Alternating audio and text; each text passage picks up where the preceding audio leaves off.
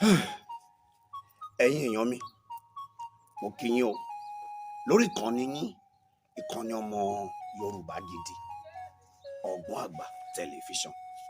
bẹ́ẹ̀ ni ìkànnì yẹn náà òun la tún wà yìí abala ọ̀rọ̀ ìṣítí èèyàn mo mú wálé ní wọn ò yorùkọ padà Omila ní Olúdáre Àrẹ̀mú ọmọ Àdùbí like father like son ọmọ bàtán pè léegun létí ńlẹ̀lẹ́rẹ́ Àdùbí òòṣà ńlá yín tí ń gbélé tí ń fọ̀hún ẹlẹ́rìn agbélémọ tó ń ṣe lóko Àrẹ̀mú yín rèé eléèmọ̀ ṣe gidi. bẹ́ẹ̀ ni abala ọ̀rọ̀ ìṣítí la wà lórí ìkànnì yín kí mo mú wálé ní wọ́n ní kò mọ̀ wí òun ni ò já mọ̀ gbọ́ o bẹ́ẹ̀ ni àti pé kò mọ̀ gbọ́ èèyàn ni ò já mọ̀ wí. àwọn bàbá wa dífá fún kédèkédè níjọ́ tó ń lọ kédèkédè tó ń rè kó wálé ayé wọ́n ní dèkédè ó ní bẹ́ẹ̀ ni wọ́n ní bóun náà ti gbọ́ ó ní ọgbọ́ á jẹ́ kí wọ́n gbọ́ èèyàn ń fa wọ́n ní báwo náà ṣe mọ̀ Ifá ní òmà á jẹ́ kí wọ́n mọ̀ wọ́n wá ní ìtọ́ bá wá kọ́ bóun náà ti ní gbàgbé ó ní ìran yóò mọ̀ rán wọn létí kanrankanran. ẹ wò ó bí mo ṣe ń bá lọ ibi awí gan òun ládé yìí o. ẹ wò ó kí ni ó fa okùnfà gbogbo àyọkà àwọn bàbá wa tí mò ń sọ látẹ̀ẹ̀kan kí ló fà á ẹja wa mú àwọn ọ̀rọ̀ yìí nínú bíbélì àwọn bàbá wa náà ni ẹja fi síra wa létí kò mọ̀ wí ni ò já mọ̀ gbọ́ lórí ọ̀rọ̀ awuyewuye kan tó ń ṣẹlẹ̀ lẹ́nu ọjọ́ mẹ́ta ẹ̀ lórí social media ni o. bẹ́ẹ̀ ni lórí social media ó wo fídíò kan lórí ọ̀rọ̀ tí Nollywood actress kan sọ Mrs.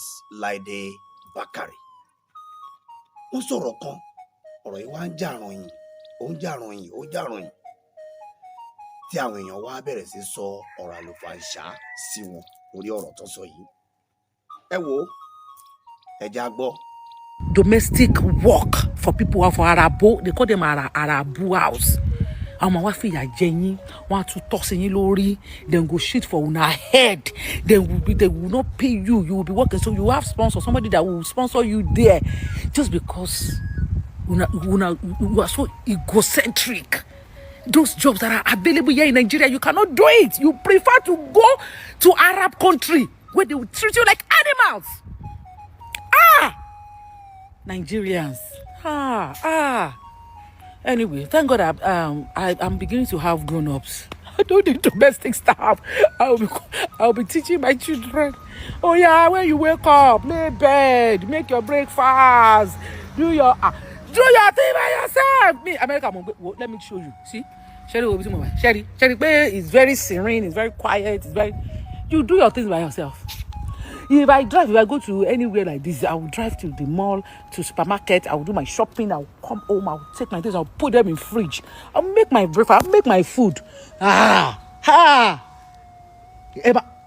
Tẹ́ bá mọ̀ yàtọ̀ ń jẹ ní gbogbo àwọn countries tó ń ṣe máa lọ ń ṣe domestic work but ẹ lè ṣe ní Nàìjíríà ẹ prefer kí yà lọ jẹ yín in another country ẹ wádìí ẹ máa ṣe báyìí pé mo ṣètò láti ìlú òyìnbó mo ṣe èmi. Please let me see your comments. Let me see your comment. Drop comment on that this post. Ọ̀rọ̀ yìí mi nígbà wo mo sì máa ṣe content lórí ẹ̀ gan. Ẹ prefer kẹ́ máa lọ lóyìn bí animal ń bẹ̀ yẹn. But ní Nigeria, Lekki nìkan lẹ ti fẹ́ dúró. If it's not Lekki, you can't stay anywhere. Plus Lekki lẹ ti fẹ́ dúró yẹn náà kò ṣe pé ẹ fẹ́ dúró. Bí happy 2-3 months lẹ máa ń plan. Ẹ máa ní plans yín. You see that 21-year-old, 30-year-old, 29, 25 tẹ ṣẹ̀ṣẹ̀ ń bímọ yẹn. Àánú yín ṣe mí. Ẹ jẹ́ tètè gbà ẹ jẹ́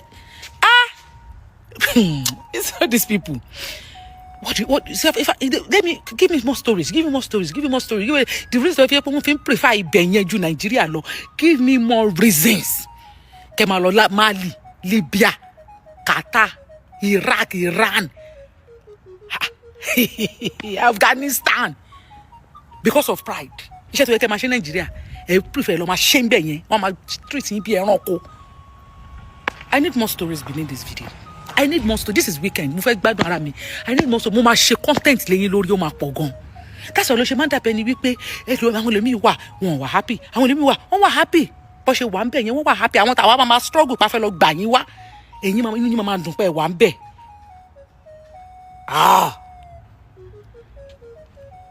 I rest my case.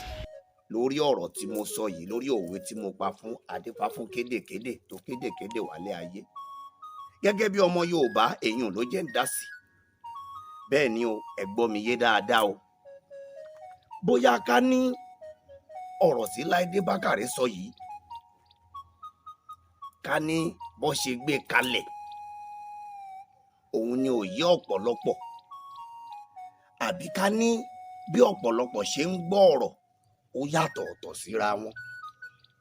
Orin bàbá wa àwọn ti late Barrister lọ́dún yẹn lọ́hùn, wọ́n ní ọ̀rọ̀ tó wà á nílẹ̀ yìí áńgù tèmi gbérí, áńgù tí kálukú fi ń wo ọ̀rọ̀ èyàn ló yàtọ̀ ọ̀tọ̀ o.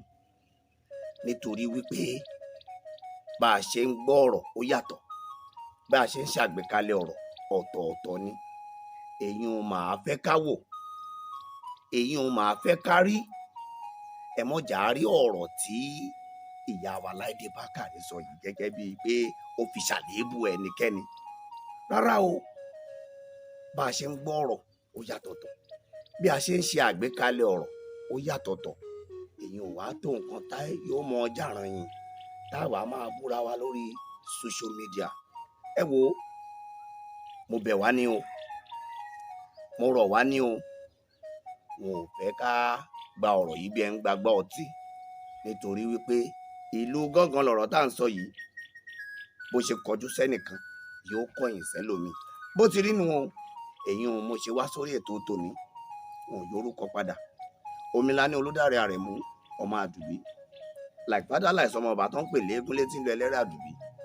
Òṣà ńlá ni mi ti ń gbélé tí ń fọhùn ẹlẹ́rìí agbélémọ̀ tó ń ṣe lóko. Àrẹ̀mú ni mi ilé mọ̀ sí gidi, àgbà kan ọ̀fẹ́ ẹlẹ́rìí Àdùbí là. Ẹ ṣé púpọ̀.